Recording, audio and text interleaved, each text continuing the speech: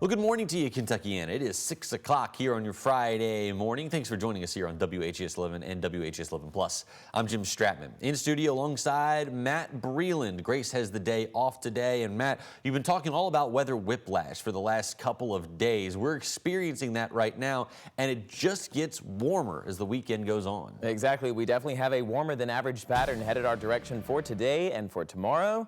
We started this week off with temperatures in the upper 20s, and today we are expected to get very close to the 70s. Right now, temperatures still at chilly values, 39 in Louisville, 31 Shepherdsville, 45 Hodgenville, 35 over in Bedford. Satellite and radar staying mostly quiet this morning, but I do want you to notice this patch of clouds that's developing closer towards southern Indiana.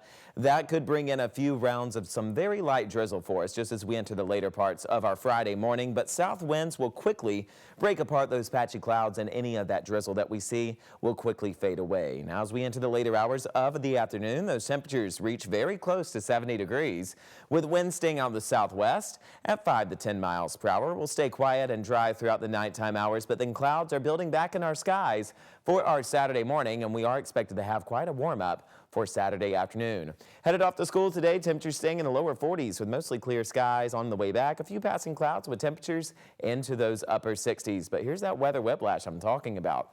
Tuesday morning felt like winter. This Saturday afternoon, it's going to feel like spring. So we are tracking some decent changes as we head into our weekend. Today, though, as I mentioned, you can expect the beginning of that mild trend with temperatures staying into the upper 60s, lower 70s. A bit of a breeze out of the southwest at 5 to 10 miles per hour. But overall, going to be a very nice and comfortable Friday afternoon. More weather details coming up here in a few short minutes. Here's an update on traffic this morning. As of right now, we're looking good to go across all of our major interstates and roadways into and out of the Louisville Metro. If we have anything slowing us down, we'll let you know. Matt, thank you very much. Our top story this hour: with the government shutdown now over, food is starting to return to the tables for some, but for some, it's not fast enough. Kentuckiana groups are still trying to provide food support. President Donald Trump signed a deal to reopen the government on Wednesday night after the longest shutdown in history. But some SNAP recipients are still waiting on their benefits to show up. We know that thousands in Kentuckiana lost their SNAP benefits during the government shutdown.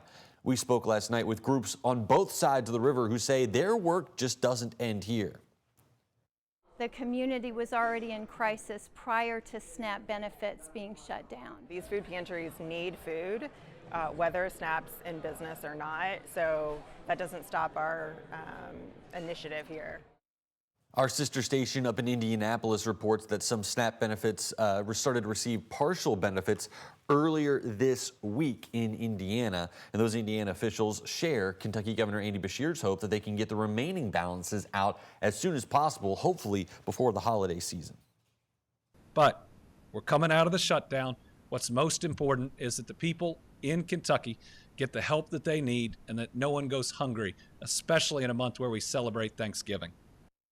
The governor said that Team Kentucky is ready to process those SNAP benefits as quickly as possible once they receive the clearance from the federal government. And while it's taking some time for SNAP to roll back out, some businesses who were hit really hard by the government shutdown are seeing an almost overnight bounce back. Our Conroy Deluge traveled down to Radcliffe, speaking to the Gathering Bakery, which is just down the street from Fort Knox. The Gathering Bakery says that it's seen a big change since the government reopened, and they're eager to welcome all their regulars back. We even have customers that like to, bully us like grandpas do. And they came in and they were like, listen, we're so excited to see you. We didn't even get a grandpa joke or anything. We got all love. So everybody was really happy to be back today, I think. Ashley Dunn from the Gathering Bakery says for the past 6 weeks, business was down about 25 to 35% compared to normal. Now, Dunn says that they are keeping an eye out for another potential shutdown here in a couple of months, but they're going to be staying positive right now as their customers start to come back. Just one day after our telethon with Dare to Care raised more than $45,000, we saw long lines out at the food bank's second annual Bobby Ellis food giveaway. The drive honors the legacy of Bobby Ellis, whose story inspired the founding of Dare to Care more than 50 years ago. The Dare to Care staff and volunteers tell us that 50 years later, it's the same spirit of the community coming together in these times of crisis. And so anything we can do to make somebody's life just a little bit better, especially around the holidays, we're willing to do that. But everybody's been super appreciative, super thankful, and that warms my heart to make somebody, help somebody make somebody's day. So. This year's event expanded from just a food giveaway to include a community health fair. The fair trying to show people a deep connection between food and a healthy lifestyle. Well, it has been more than a week since the deadly UPS plane crash, and now there's a place for those impacted to go get some help. A community resource center is open for appointments only. That resource center is located at 200 High Rise Drive. 7 County Services is offering mental health services. Family Health Centers there is going to be offering more traditional medical care, and Lucy is going to be providing support for the immigrant community. Louisville's public health department is there along with emergency management services trying to help people with unemployment applications. Officials say that more help can become available as time goes on. At the moment, I don't think there's a specific gap that we need to fill, but we might find out as we have more people coming through the door and we get more calls. Metro Emergency Services also has an online form people can fill out for if you need an appointment. The center's open through Saturday and then will reopen again on Monday. And if you or someone you know was impacted by that crash, you can call the number you see on your screen, 502-473-5271. The call center is going to be live from 7 a.m. to 9 p.m. every day of the week with the exception of Sundays.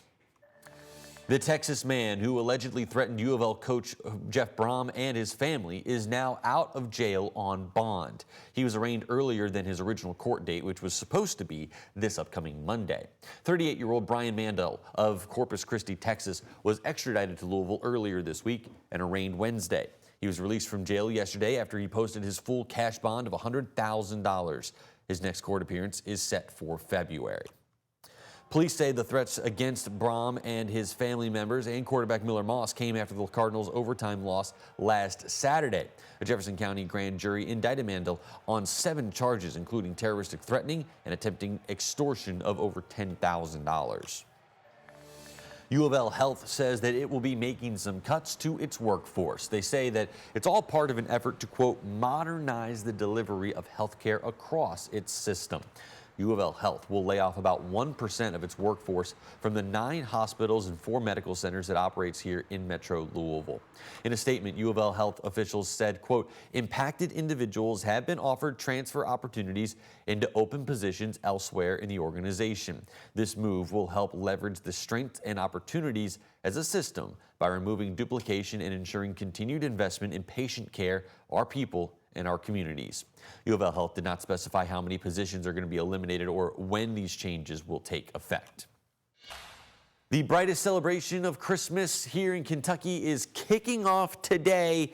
And of course, it's underground. We're talking about Lights Under Louisville, the 17th year for the Louisville Mega Caverns to really brighten up with 40 themed displays under 7 million points of light.